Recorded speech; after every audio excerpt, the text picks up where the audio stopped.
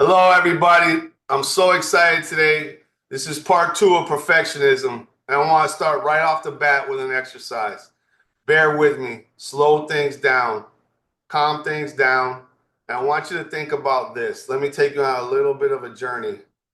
I want you to stop and think if you could empty out everything that's ever happened to you to this point, at whatever time it is on this date in this year, everything that's been historical, the good, the bad, the ugly, the successes, the failures, the negative and the positive, the abuse, the neglect, the achievements, the accomplishments, everything that's happened to this point, if you were to flush it all out, what would you be left with? I want you to stop and think about what that looks like, what that feels like, what that is.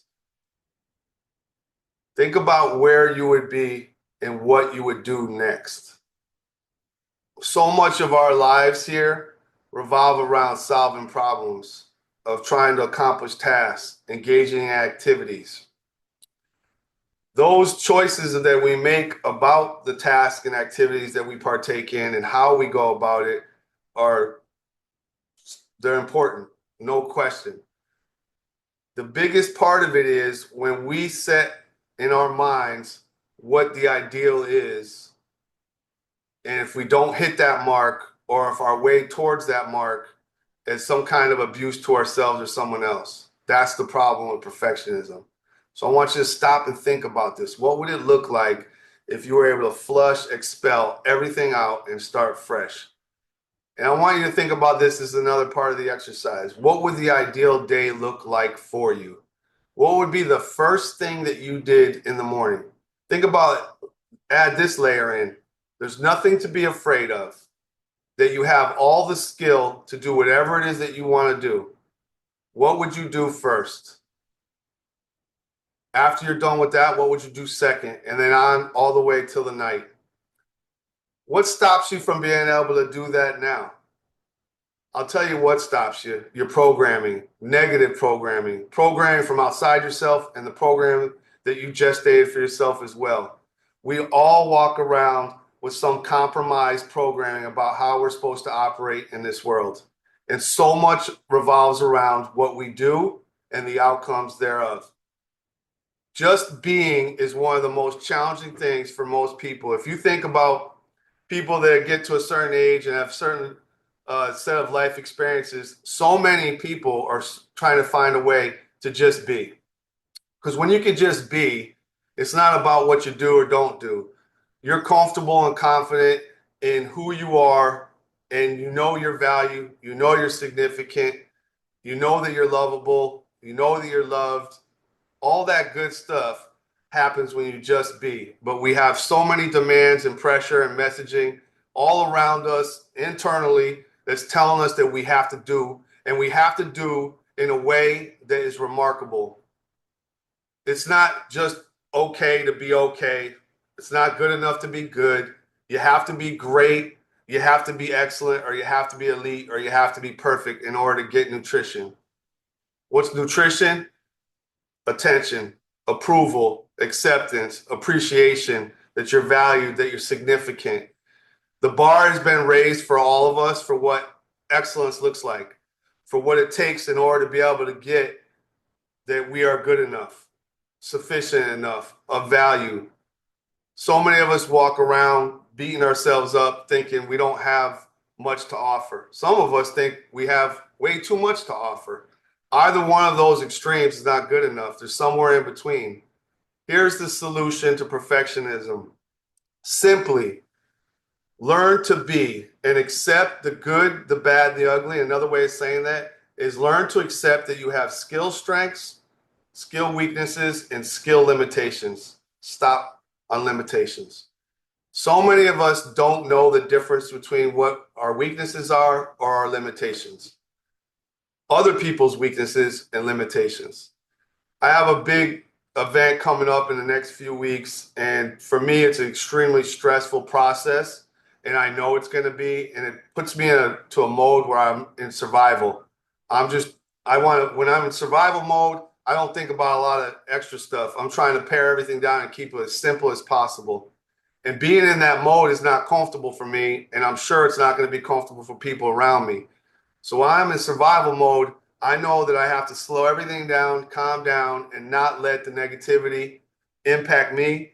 And then I also make sure that I don't disseminate it to other people, transfer it, transfuse it. That's difficult. That takes a lot of discipline and self-control. So in preparation for this event, I have to stop and go, you know what? The bottom line is this is a limitation for me. I only have a certain capacity, and I'm going to do my best to reach that capacity. And then whatever happens thereafter, I'm going to accept that. Accepting your limitations is a very hard thing to do for a lot of people. And I've said this before, and I'll always say it. One of the biggest keys to an intentional, purposeful life existence is to chase your capacities. What is the reason why you're here? Is it to scroll through TikTok and Instagram and Facebook all day long? Is it to do well scholastically? Is it to create something? Is it to be a soldier? Is it to be a loving husband, wife, child, family member? What is it? What's the reason why you're here? Is it here just for your fun and for your entertainment? Or are you here to do something?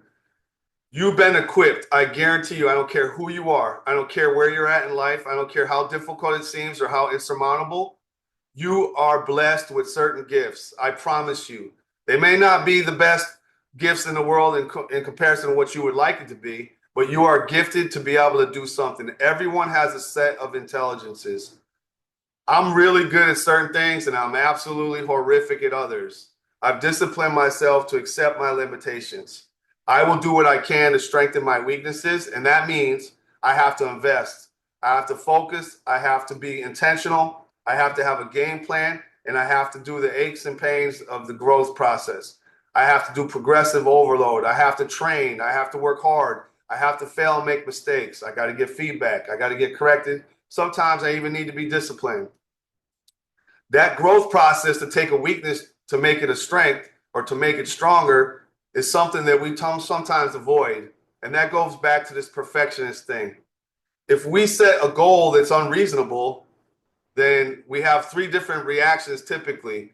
One, I'm going to go real strong and real forceful and real demanding, and I don't care what happens in the wake of it. I'm going to get that accomplished, and that's damaging. That's aggression.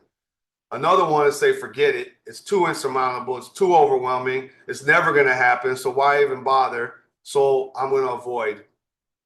I'm going to ignore. And then there's that hybrid, that passive aggressive, where it's more covert, more deception. And that's like where procrastination comes in. Kind of start a little bit, or you don't start, and then you think about it and you allow the wear and tear.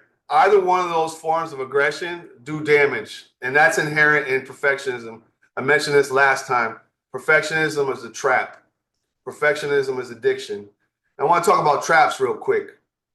If you're in the moment and you have an assertive mindset and you're walking gracefully but strong, you're walking gently but strong, you're walking forward with trust and faith and optimism, you have hope, you feel safe and secure, you're not allowing anything negative to impact you. Just think about what that looks like.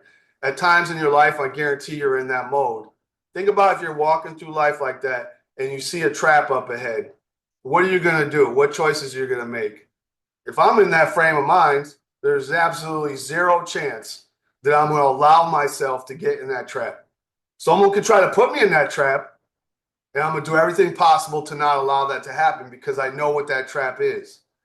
If you're stuck in perfectionism, and I know if you're out there and this is a weakness for you, you know what that's like when you get in that pit. When you're in that trap and you're stuck, it's scary and overwhelming, and you're being abused and tortured. No one wants to be in that trap unless you're looking for justification. The only reason why you would want to be in a trap is the justification that I don't have to try hard, that I don't have to have courage, that I don't have to have faith or be assertive. It gives you built-in excuses and blames. Who set this trap? I can't get out of it. I'm too weak. I'm incapable. There's no way I can get through this. History shows that many people have struggled with being in a trap and have found their way out of it. Some of the best stories that we hear, the things that we gravitate that really move us internally, is when we hear a story about someone being trapped, stuck, being tortured, and then they find their way through that. Whether it's of their own volition or they get the support from somebody else. When we see someone who's been in a pit and been tortured, struggled, negatively impacted, and they find their way through, that's a beautiful story. Think about all the movies, think about the books, think about so much that we gravitate towards. That's what we're looking for. We love a good story where someone starts at some point, they're in the negative, and they don't just get to neutral, they get to positive. When I think about perfectionism, I think about that there's two main things that people are trying to do there. One, they're trying to hit that mark, that target, that goal, that objective. The mission is to accomplish these tasks in order to get to a desired end result.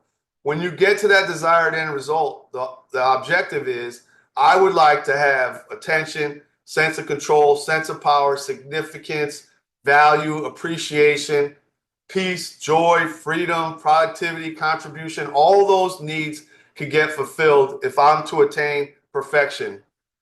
Think about what that looks like if you ever were to hit the mark of perfection. You feel amazing. You feel like you accomplished something. That means you had to have critical thought. You had a good, solid problem solving, wise decision making, and you had to persevere and be determined. You had to be in control of your command center in order to be able to get there. Think about what that does for you. That builds up your self-efficacy, your confidence. You know that you're capable of doing something.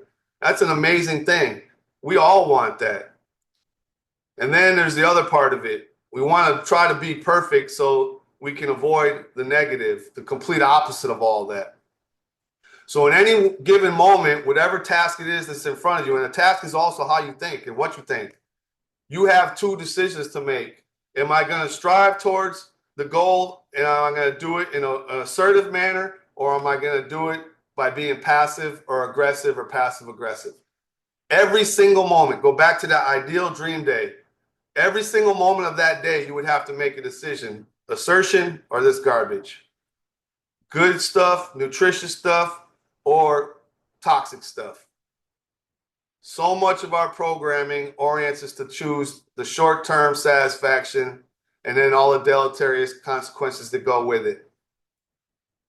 If you really want to live a life of intention and purpose and to really contribute and have a good legacy, you have to choose assertion. Assertion is the key. Assertion is the goal at all times. It's the most efficient, effective process. It's setting the right goals and approaching them in the right way. Think about going through your day, the rest of your day, and being calm and composed, and then operating in a mode that everything's okay. Anybody can criticize me, they can disapprove of me, they can put pressure on me, they can reject me, they can try to abuse me, they can call me names, they can ignore me, they can do whatever they want to do, and I'm still going to march forward knowing that I'm going to do my absolute best and I'm going to hit the mark. I'm not going to let anything get in the way. I'm going to focus. I'm not going to allow history. I'm not going to allow the future. I'm going to stay as present as I can. This is the problem with most of us. To learn to be present is very, very difficult. And you have to ask yourself, and this is a good homework assignment, what stops me from being fully available and present in the moment? We work with all types of people from all types of backgrounds, all different ages, skill levels, goals, and challenges. One of our organization works with private school kids and families. And what I've seen, there's a lot of kids that go to private schools where they are struggling mightily with perfectionism. And they're such high achievers. They do so well scholastically. They're usually juggling 5, 10, 15 different things every single day. And even if they're doing it at a high level, they're beating themselves up because they're using the demands, the pressure to be perfect as the motivation, the fuel to be able to get them to accomplish these things. But then I see the wear and tear, and it comes out in different ways. They might be exemplary at school or in the community or at sports or at their different activities, and then they get home and they're exhausted, and they turn around and they take it out on the rest of their family or their parents. This is a real thing. It happens a whole bunch. If you're in that scenario, you know what I'm talking about. It's a trap. We put very high demands on all of us to excel, to be elite, to be perfect, and it's destroying all of us. There is nothing wrong with trying to create something beautiful and wonderful. There's nothing wrong with trying to hit a standard or achieve beyond that. Absolutely all for that, 100%. I think that's beautiful. I think we continue to challenge ourselves. But when those are unreasonable and we really can't do it, that's just the way it is. I'm not going to lie. This is personal sharing. I was, grew up back in the 80s and I love basketball. I love basketball so much. And part of being punished when I was younger is I was in my room for sometimes months on end and talking round the clock, no outside, no nothing. And I did have a Nerf basketball hoop. And a Nerf basketball hoop, you put it on your door and you can do all kinds of moves. It's real easy. And I love dunking it and coming up with creative dunks. Then when I got out to lower rim, 8-foot rim or 9-foot rim or 9.5-foot rim, whatever else, I would practice dunking thousands and thousands and thousands of hours. And then I get to the 10-foot rim and I love jumping high and I love trying to dunk. I'm not going to lie. I tried 10,000 times to dunk a basketball on a 10-foot rim. And truthfully, I only accomplished 200 out of 10,000. There was always something that would go wrong. And I would think about dunking a lot. Sometimes I'd be sitting in school and that's why I'd be thinking about dunking. How do I get better at dunking? And for me, I would get upset when I would fail. And I love the fact that I challenged myself and did everything possible to get those 200 dunks. I love that. But then I look back and I go, there was way too much wear and tear. If I knew a better process to get in there, I ended up wearing out my knees to the point where I couldn't even play basketball for 5 years during my prime. So that affected a lot of dunks, a lot of potential dunks there. Whatever it is for you in your life, it's okay to strive for something that seems like it's outside of your reach. I think it's beautiful. I wouldn't challenge you to do anything other than that. But how you go about it without doing damage to yourself is the difference between addiction and then love. The difference between being aggressive or being assertive. So if I could roll back the whole thing and think about just dunking, and this is just one aspect of life, I would have done it more assertively. I would have done it less aggressively. I would have allowed myself to heal. I would have done different things training wise. I would have went about it in a more graceful manner. And I guarantee you that if I knew all that I knew now, I would dunk probably 5,000 out of those 10,000 times. But I didn't know better. I didn't have that knowledge. And here's my problem. I was too aggressive and too forceful, and the damage was done. And so that's the same way it is with us. Some of the most creative minds in history have produced such wonderful things, truly wonderful, beautiful things. And they did it and they did tons of damage to themselves and the people around them. Do you want to be that type of person? Is that what the legacy that you want? Or do you want to be someone who learned to do it in a graceful, loving manner that you knew that you were producing positive for yourself and your circle of influence? That's my goal. Am I always hitting that goal? No. Do I accept when I fail? Yes. Do I accept my mistakes and my wrongs? Yes, I do. I apologize. I ask for forgiveness. I try my best to get better. Lots of times people say, oh, just tell me you're sorry. That's not good enough in my mind. And a lot of times it's not genuine. What it looks like when you make mistakes and you damage folks or you do something wrong and you damage folks is you do apologize, you do ask for forgiveness, and then you come up with an action plan, a set of steps that you know are the right ones in order to be able to avoid that trap moving forward into the future. I'm going to tell you right now, I said this last time and I'll say it again. If you think that your life's going to improve magically or by wishing it would or fantasizing that it would, it's not going to happen. Everything tells us that we have to be intentional.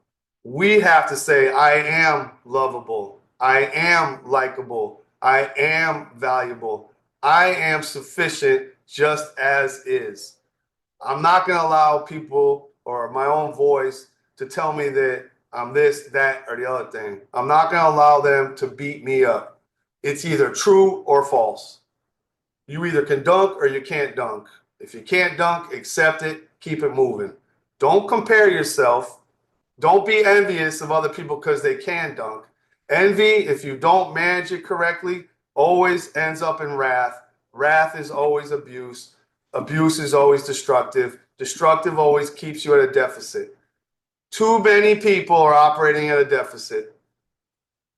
When you're at a deficit, all you think about is how do I get to a positive? When you're really, really cold, what do you think about? Nothing else but getting warm. Nothing else. You can't think of anything else. You go into survival mode. I have to get warm. When it's too hot, what do you think of? How do I get cooler? How do I get cold? Those extremes are not comfortable for us. When I say assertion, think about a temperature.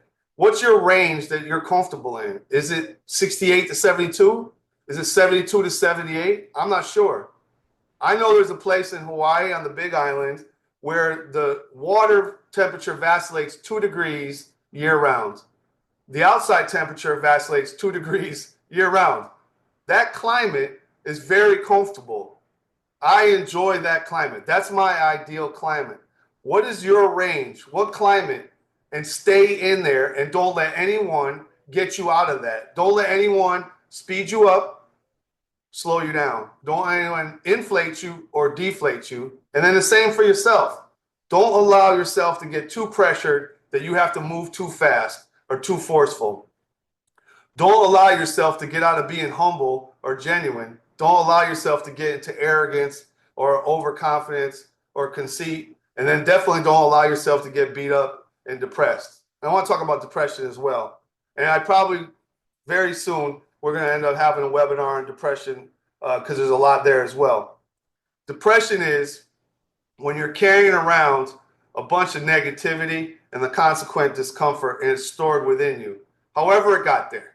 Spiritually, genetically, heritage, whatever, lineage, culturally, cause and effect, influence from this, your behavior, someone else's behavior, whatever it is, you're carrying around negative messaging and you're holding on to it. And it's stuck there, it's trapped inside. And what it does, it's like weight. It gets heavier and heavier. The more negativity it's in there, the more the stress, the fear, the anger, the guilt, the grief, the disappointment, the disapproval, all that negativity, the more it's stacked up in there, the heavier it gets, and the more it becomes difficult to strive for that task.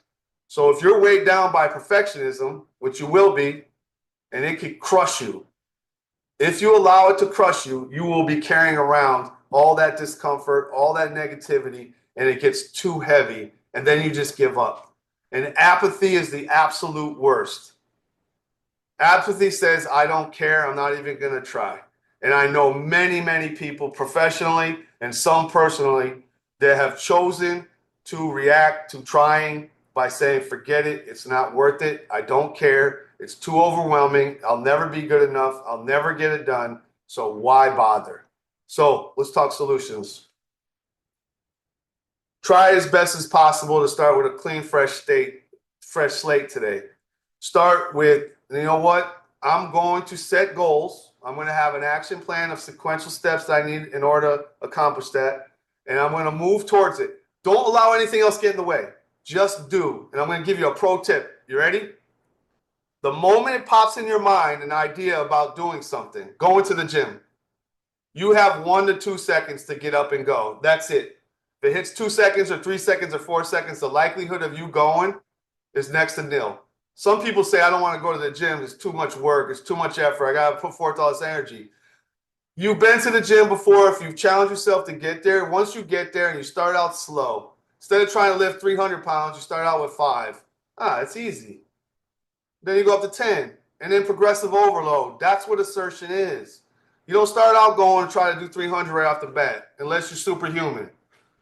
You start out slow. You work your way into it. And you're okay with that pace. When I was younger, here we go again, more disclosure. I was very skinny and very weak. I went to school much younger, so I was 1 year younger than most kids my age, but regardless, I was very weak. I played on the football team. Those guys, it was incredible. They were benching 300 plus, squatting a whole bunch. A lot of strong people. Kids, same age as me. I started on the bench press with 45 pounds. That's the bar. You know how embarrassing that is? I don't know what happened for me that clicked, but in that moment, I remember thinking, like, everyone's going to judge me harsh, skinny, weak. 45 pounds, it's embarrassing. I don't know what happened, because I don't think I had it like that back then. But I had the courage. I summed it up and I said, you know what? I'm going to honor being in this moment. I'm going to try my best to keep all the noise out, keep the noise that's in here of judging myself and allowing all that negativity. And I just started there. And then the next thing was up to 50 and 55. And eventually I got up to 500. That's a lie. I'm playing. Eventually I got up to my max. I remember when I benched my max, 260. I benched 260 and every part of my body was saying, that's it. Don't ever do that again. And that's okay. I bench press 260. That's pretty good compared to some people. It's not. I'm not going to worry about that. I know that I hit my max capacity. That doesn't mean that I was weak in other areas. There's other areas where I did way more weight, and I accepted that as well. I did not allow myself to inflate or deflate based on my performance. So moving forward today, tomorrow, the next day, have a game plan. Write it down. Type it up. Stop and mull it over. Meditate.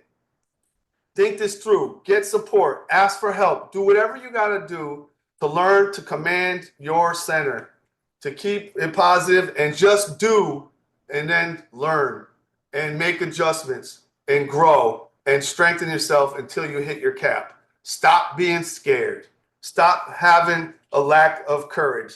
Do not let history dictate to you. You dictate to the present. If you can learn to do this, everything changes.